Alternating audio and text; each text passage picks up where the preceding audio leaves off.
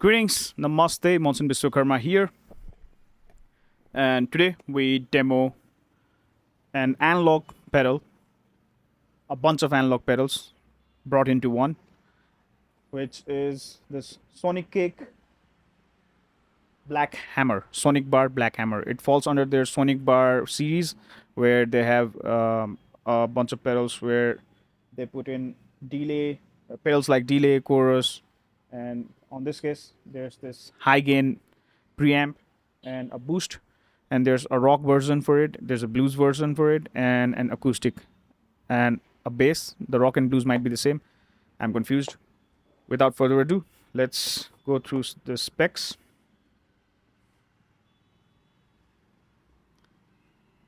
So yeah, right into the Sonicake website here. Sonicake Black Hammer,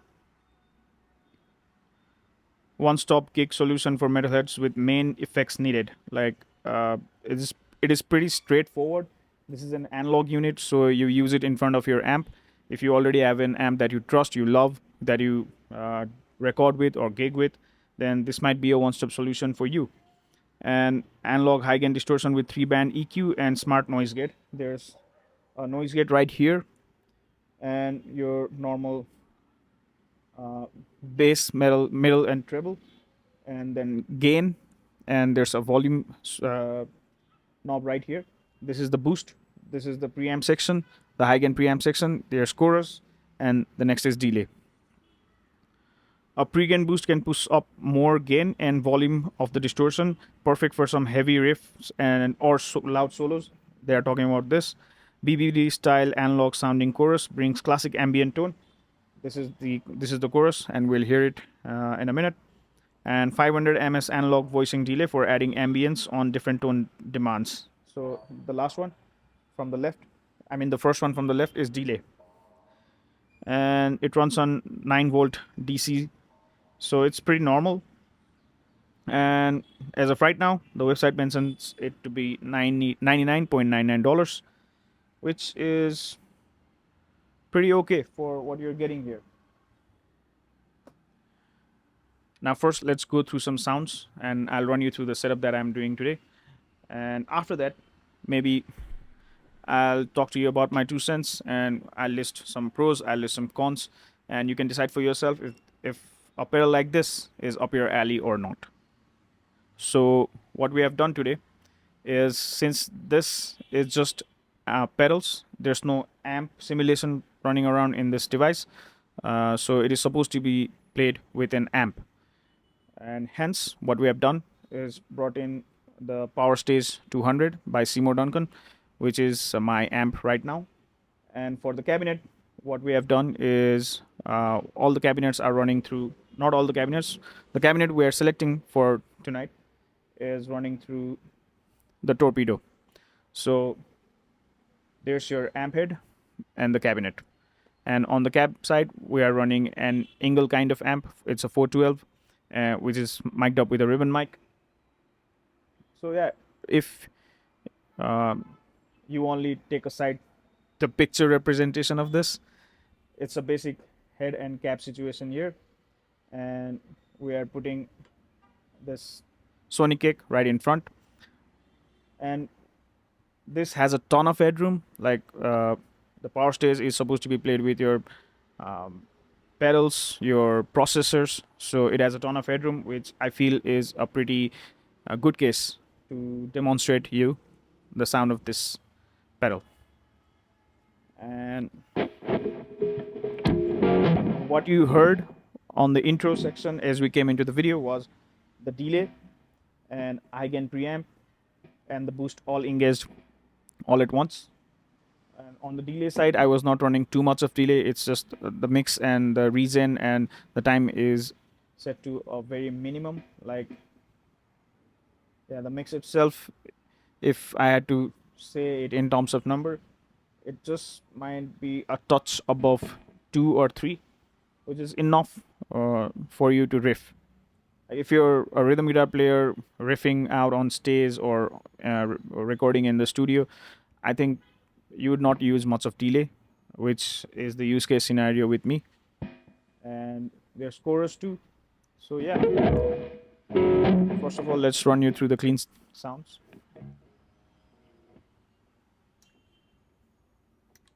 Everything disengaged.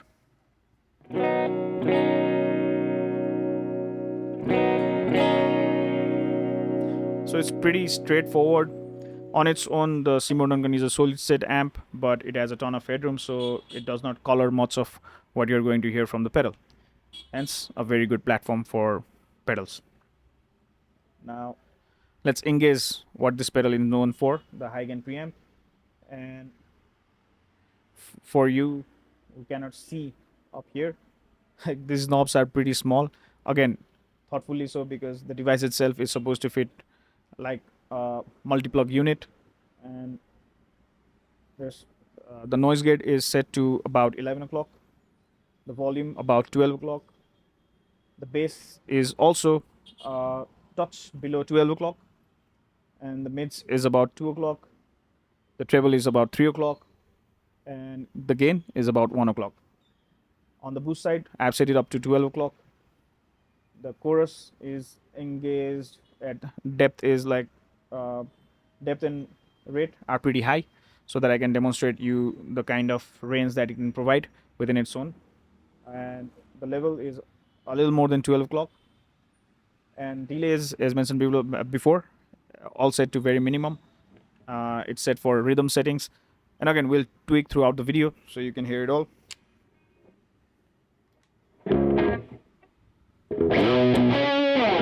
On the bridge pickup, my trusted Reverend Airsonic RA.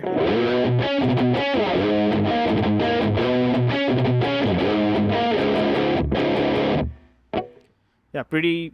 What can I say? It's for the kind of metal pedal it is. I think it's somewhere in between old school and whatever the newer metals sound like. It is not very modern sounding yet. And again, that too is a very EQ driven subject. Like if you really have a modern sounding kind of amp which you want to push with this pedal, it's very much possible. But for intents and purposes of this video, we have chosen to go with a very clean amp, so I don't color whatever drive you're hearing.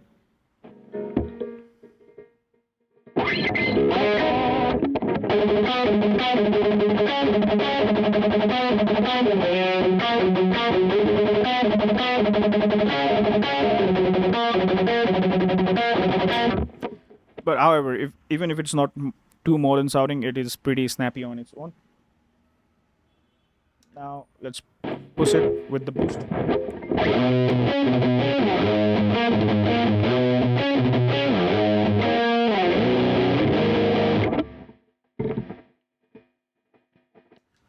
You can hear the saturation blowing up a bit, and even the levels, like the gain is going up. Without the boost, everything sounds more precise, more articulated, but with the boost, it's still, the articulation still remains there, but you don't hear it. I mean, since the saturation is high, the compression is more, but I think this will serve very good for your lead sections. And when you're just using the amp on its own, when you engage the boost like this, if this is your amp at normal with the boost, you can push the amp a bit, so you take it to a break point, like where you can hear the.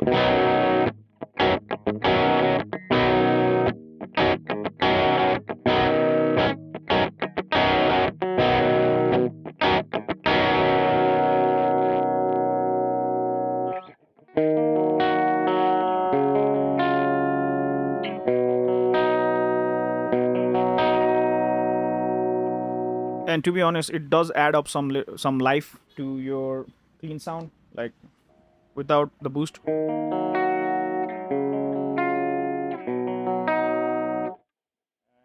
This is with the boost engaged.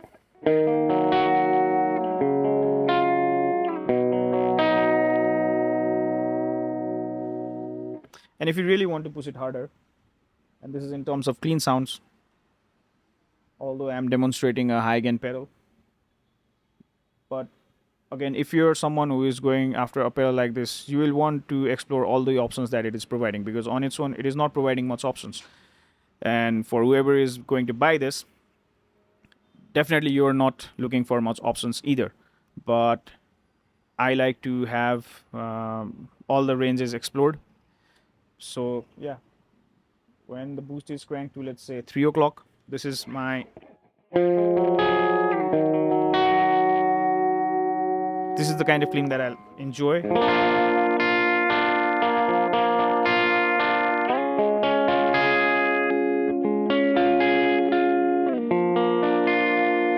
It is as if it adds up life to it. Now let's increasing the mix on the delay section to some 930s, engaging the chorus with the boost.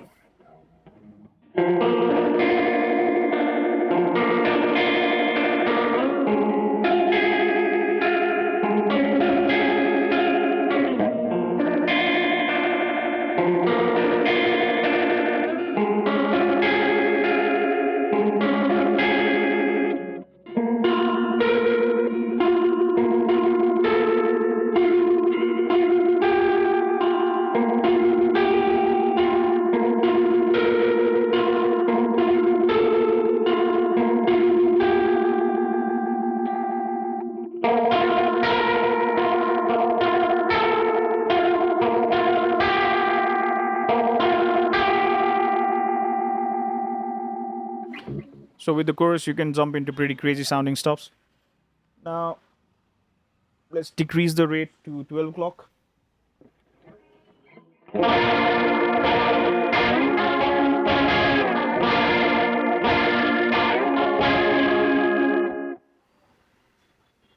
Decreasing the depth to 12 o'clock too.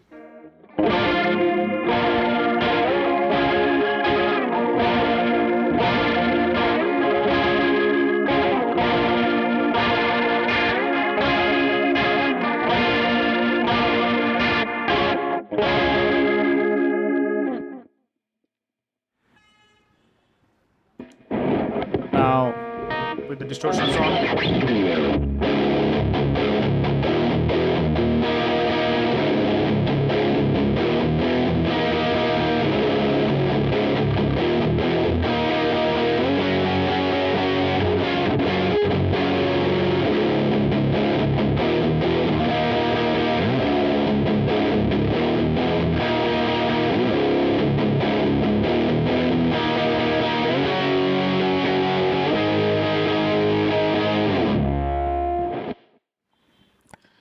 And I'm sure you are hearing it. It is pretty ballsy sounding for the kind of pedal it is and for the kind of price it is coming in. So let's tweak a bit. Let's go right now on the Seymour Duncan. What we have done is it's pretty mid heavy. The mid is almost at 3 o'clock, and the treble itself is at 2 o'clock. The presence again a little bit I think a little more than 3 o'clock, and the bass at around 10 o'clock. And since the other reason I wanted to go with Seymour Duncan was the EQ itself is pretty powerful, so you can sort of range gauge the range of the sound, the kind of amps that you go through. Like sometimes you have an amp that is bass heavy, sometimes you have an amp that is mid heavy, sometimes you have an amp that is treble heavy. So you can sort of mimic those kinds of sound with the Seymour Duncan alone. Now let's dial back the mids a bit, getting the bass more and getting the treble up.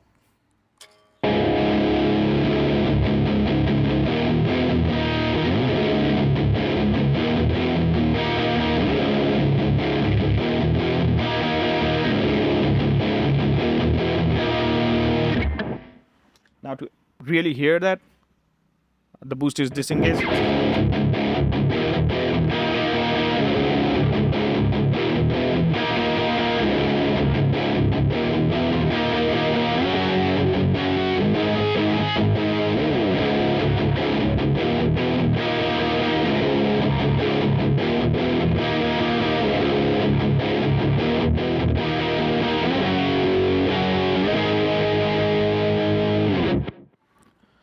Now let's dial some on the preamp itself.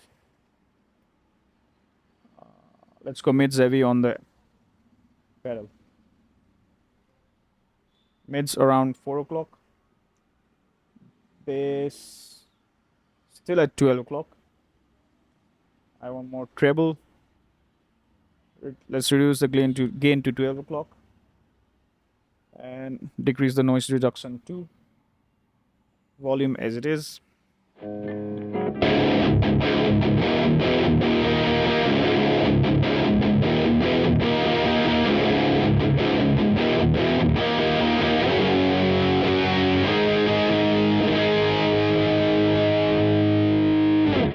So yeah, for the budget that you get this pedal and for the kind of pedal it is self-contained. It's just 4 units that you get inside the pedal, and for whatever they are offering at the price, there's not much to complain. Like now, as a player, if I really had to run through some cons, I feel like the EQ is not too powerful, but again, for the price it comes in on, and it is fully analog. There's no digital tweaking around going inside the device. So when it's all analog and for when it comes in this kind of price, it really does make you think, like in terms of maybe this could be a good uh, backup unit for some of you who play day in and day out, and your mainstay is like a little bit of gain, a little bit of delay, a little bit of chorus, so you can get through the set. So this becomes a really good backup device, and that's just my perspective. And again, when you do think about players who are just getting into the pedal game and the amp game, and you don't want to spend too much money running through a lot of analog pedals, which again they don't come too cheap, and buying each unit for all kinds of different sounds that you want, it does become a hassle too. So for people who just want to enter into that pedal game, if you get this and then get a taste of it for a bit, and you sort of get to figure out the kind of gain that you might like, the kind of delays, the kind of chorus, the kind of boost section that you might prefer on the overall. So yeah, as an entry point, pretty good job to Sonicake. The cons on my side is I feel the EQ is pretty weak compared to the things that I use here. So again, I'm comparing this to things that I use here, and with the real amp, with the real analog pedals, with even processors like Quad Cortexes, and then there's Kemper, Helix.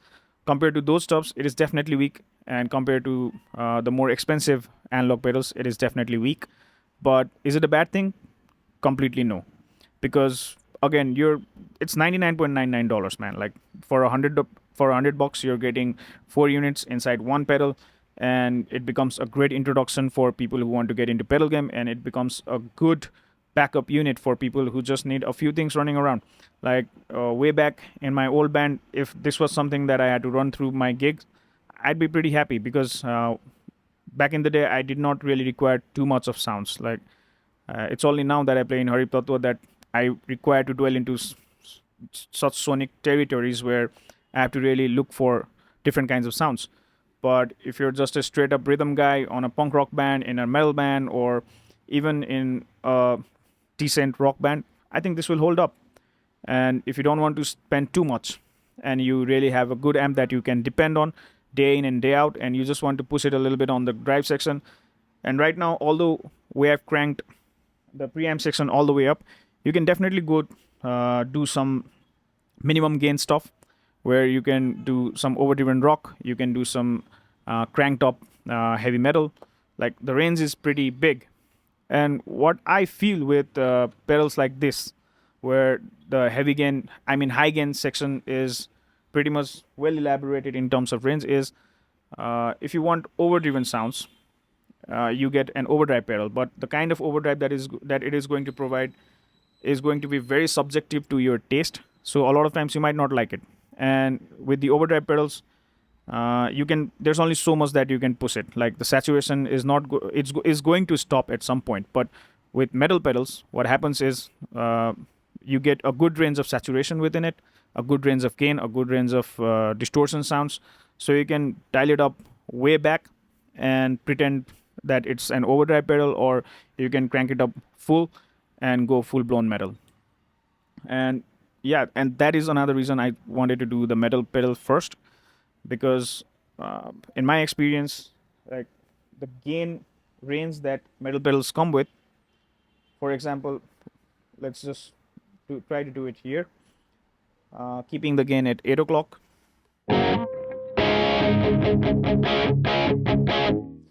Even with that,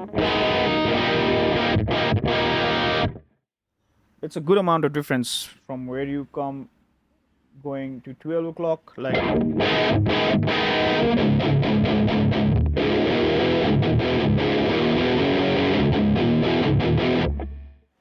to when you do it on somewhere around 8 o'clock. So the saturation has already come down. So you can sort of do.